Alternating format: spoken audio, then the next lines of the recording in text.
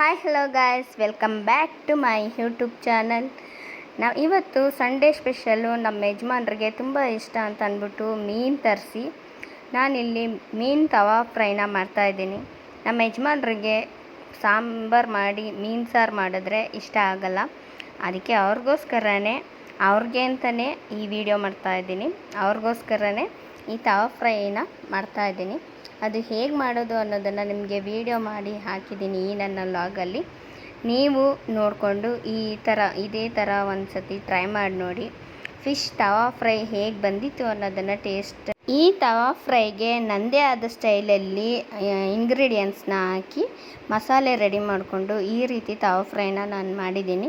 ಇದು ನಮ್ಮ ಹಳ್ಳಿ ಕಡೆ ನಮ್ಮ ತಾಯಿ ಮಾಡ್ತಾ ಇದ್ದಂಥ ಫಿಶ್ ತವಾ ಫ್ರೈಗೆ ಮಾಡ್ತಾ ಇದ್ದಂಥ ಸ್ಪೆಷಲ್ ಮಸಾಲೆ ರೆಸಿಪಿ. ಇದನ್ನೊಂದ್ಸಲ ಮನೆಯಲ್ಲಿ ಟ್ರೈ ಮಾಡಿ ನೋಡಿ. ಇದಕ್ಕೆ ಈ ಮಸಾಲೆ ರೆಡಿ ಮಾಡ್ಕೊಳ್ಳೋಕ್ಕೆ ಏನೇನು ಇಂಗ್ರೀಡಿಯೆಂಟ್ಸ್ ಬೇಕು ಅನ್ನೋದನ್ನು ಸ್ಕ್ರೀನ್ ಮೇಲೆ ಹಾಕಿರ್ತೀನಿ. ಅದನ್ನು ನೋಡಿಕೊಂಡು ಅಷ್ಟೇ ಪ್ರಮಾಣದಲ್ಲಿ ಎಲ್ಲ ಮಸಾಲೆಯನ್ನು ರೆಡಿ ಮಾಡಿಕೊಂಡು ನೀಟಾಗಿ ಫಿಶ್ ತವಾ ಫ್ರೈಗೆ ಚೆನ್ನಾಗಿ ನುಣ್ಣಗೆ ಒಂಥರ ನೈಸ್ ಪೇಸ್ಟಾಗಿ ರುಬ್ಕೊಂಡು ರೆಡಿ ಮಾಡ್ಕೋಬೇಕಾಗುತ್ತದೆ. ಎಲ್ಲ ರೆಡಿ ಮಾಡ್ಕೊಂಡಾದಮೇಲೆ ಆ ಮಸಾಲೆಯೊಳಗೆ ಫಿಶ್ನ ತೆಗೆದು ಡಿಪ್ ಮಾಡಿ ಚೆನ್ನಾಗಿ ತವಾನ ಕಾಯಿಸಿ ಅದಕ್ಕೆ ಮೊದಲೇ ತವಾ ಮೇಲೆ ಒಂದು 4-5 ಸ್ಪೂನ್ ಎಣ್ಣೆನ ಆ್ಯಡ್ ಮಾಡಿ ಒಂದೊಂದೇ ಫಿಶ್ನ ಜೊತೆ ಎರಡೆರಡು ಫಿಶನ್ನು ಬೇಕಾದರೂ ತವಾ ಮೇಲೆ ಹಾಕಿ ತವಾ ಫ್ರೈ ಮಾಡ್ಕೋಬೋದು.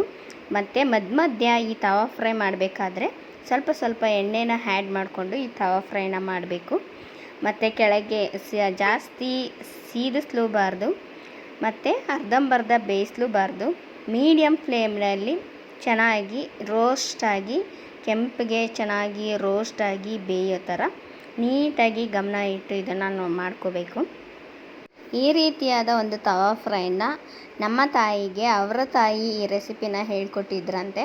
ನಾವು ಮಕ್ಕಳಾಗಿದ್ದಂತಹ ಕಾಲದಲ್ಲಿ ನಮ್ಮಮ್ಮ ಈ ಥರ ತವಾ ಫ್ರೈನ ನಮಗೆ ಮಾಡಿ ತಿನ್ನಿಸ್ತಾಯಿದ್ರು, ಜಾಸ್ತಿ ಮುಳ್ಳಿರೋದ್ರಿಂದ.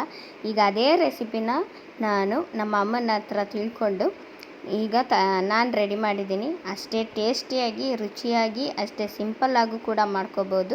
ಟೇಸ್ಟು ಸಖತ್ತಾಗಿರುತ್ತೆ. ನೀವು ಮನೇಲಿ ಒಂದು ಸತಿ ಈ ವಿಡಿಯೋನ ಆನ್ ಮಾಡಿ ನೋಡಿಕೊಂಡು ಒಂದು ಸತಿ ಮಾಡಿ ಟ್ರೈ ಮಾಡಿ ನೋಡಿ. Thanks for watching. ದಯವಿಟ್ಟು ಸಬ್ಸ್ಕ್ರೈಬ್ ಮಾಡ್ಕೊಳ್ಳೋದನ್ನ ಮರಿಬೇಡಿ.